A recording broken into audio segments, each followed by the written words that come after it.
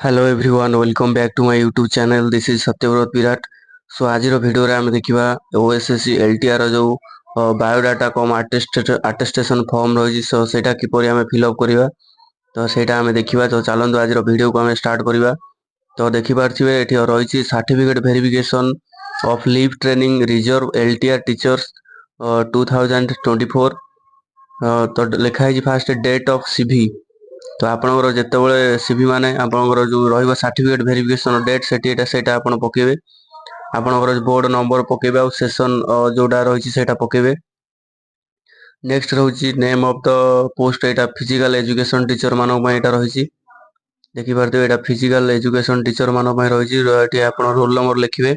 आपनकर admission letter रे जो रोल नंबर थिबो सेटा करेक्टली आपण लिखिबे।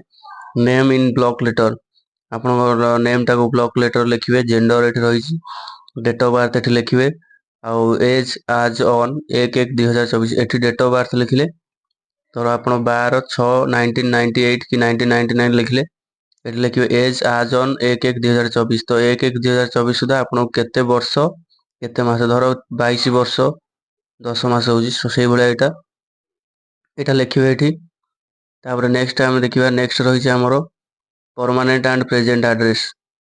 तो परमानेंट एड्रेस लिखिबे एठी प्रेजेंट एड्रेस एठी आपण लिखिबे से भले। नेक्स्ट जीवा हमें नेक्स्ट कोन देइछि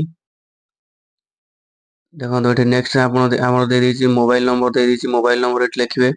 नेक्स्ट ईमेल आईडी लिखिबे। मैरिटल स्टेटस मैरिड कि अनमैरिड सेटा लिखिबे। जदि मैरिड सर्टिफिकेट आपण नेकि जिवे से भले। कैटेगरी होछि एससी एसटी होबे सेटा लिखिबे। सबकास्ट लिखिबे। नंबर डेट ऑफ इश्यू केबे हेछि अप्लाई टाइम रे जो सर्टिफिकेट आपण देथिबे कास्ट के एसबी सर्टिफिकेट जो सर्टिफिकेट आपण अप्लाई टाइम रे देथिबे तो सेही सर्टिफिकेट रो नंबर आउ डेट ऑफ इश्यू एठी मेंशन करिवे। स्पेशल कैटेगरी जो मान अछंती PWD ex service man sports person सेटा एठी लिखिबे। PWD category type of disability एठी लिखिबे। परसेंटेज डिसेबिलिटी केते अछि सेटा लिखिबे। टेम्पोरारी परमानेंट अछि पीडब्ल्यूडी जोटा सेटा लिखिबे टिक मारिबे टेम्पोरारी की परमानेंट आउ सर्टिफिकेट इश्यू डेट एठी मेंशन करिवे। एक्स सर्विसमैन टिक 1 Indian army Indian navy Indian air force और डेट ऑफ डिस्चार्ज जदि आपण एक्स सर्विसमैन अछंती ताले एटा लिखिबे आर्मी नावी की एयरफोर्स और डेट ऑफ डिस्चार्ज केबे हेले सेटा भी लिखिबे। पीरियड ऑफ सर्विस रेंडर केबे आपण सर्विस बोले सेटा लिखिबे केते वर्ष जाय। Whether availed ex serviceman benefit previously जदि एस सीवी राइटर एस लिखिबे। If sports person then ID number date of issue लिखिबे एठी मेंशन करिवे। तो नेक्स्ट टाइम जीवा full signature of the candidate रहिला एठी रहिला विदर पास्ट ओडिया 10 स्टैंडर्ड और +2 एठी जहार अछि ताले एस लिखिबे। तो नेक्स्ट टाइम जीवा नेक्स्ट कोन रहिछि नेक्स्ट रहिछि educational qualification from HSC 10 standard onwards एठी रखन एजुकेशनल क्वालिफिकेशन रहिछि।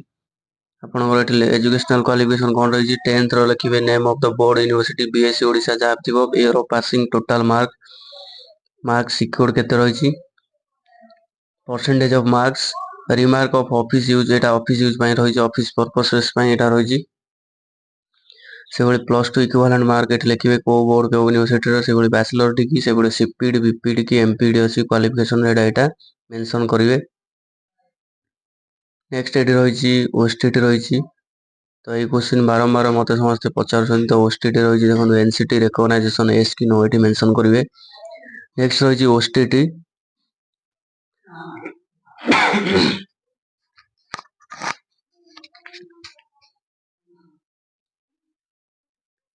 देखि पारथिबे। तो एटा हमर रहिछि इन सर्विस कैंडिडेट मानन पय post held designation period of service nature of duty NOC submitted yes or no जो माने एनओसी अप्लाई करथिबे एनओसी मिलिथिबो तो सेटा आपण लिखिबे एनओसी मिलिछि ना नै। तापर tick whichever is applicable strike out those applicable तो एटा लिखिबे I am not working any office. Next रहिला तो एटा रहउछि आपण detail attested certificate document submitted by me at the time of certificate verification is follows. तो ये डॉक्यूमेंट सब आपण माने कोन करिवे ना सर्टिफिकेट डॉक्यूमेंट वेरिफिकेशन टाइम रे सबमिट करिवे। Admission letter issue by OSSC for verification copy of online application form जो एप्लीकेशन फॉर्म आपण डाउनलोड करथिबे अप्लाई टाइम रे तो सेटा आपण एठी मेल प्रोवाइड करिवे।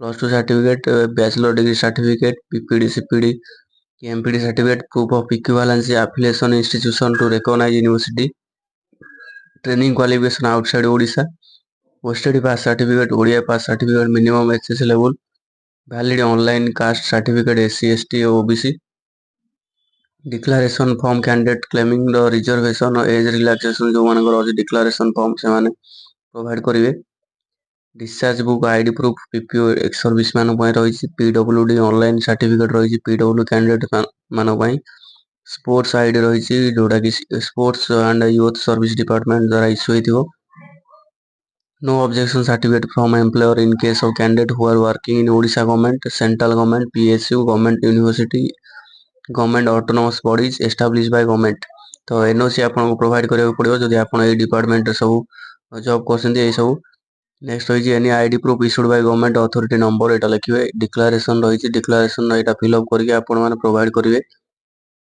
तो सेही भଳି आपनकर बायोडाटा फॉर्म रहिछि बाकी सीबीजेड पीसीएम मानक पय पूरा डिटो समान रहिछि एटा आपण माने देखि देबे रोल नंबर रहिछि जेंडर रहिछि समान रहिछि एठी फुल सिग्नेचर देखन एठी रहिछि एजुकेशनल क्वालिफिकेशन फॉर्म रहिछि एटा आपण फिल अप करिवे नेक्स्ट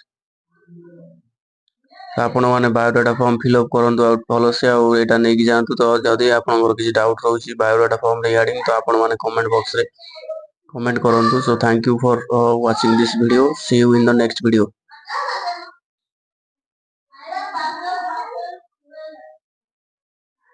देखो जो माने एठी दे अछि हमर एससीबीसी कैटेगरी जो माने कि एज रिलैक्सेशन बाय क्लेम करिवे तो एटा से माने फिल अप करिवे